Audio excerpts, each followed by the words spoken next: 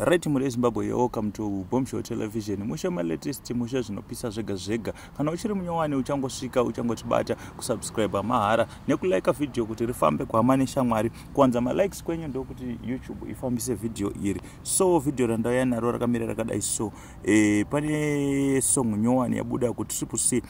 Song iyi yatenderera but tasingade kuiposta zvedu but zvikuitika ndezvekuti yatenderera ende pane ka vibe kakaripo nevanhu vachitaura kuti hondo tichatoifirawo vachitaura kuti kupika namai. Saka dangoti muono mutaura zvamunofunga in the comment section below. Thank you.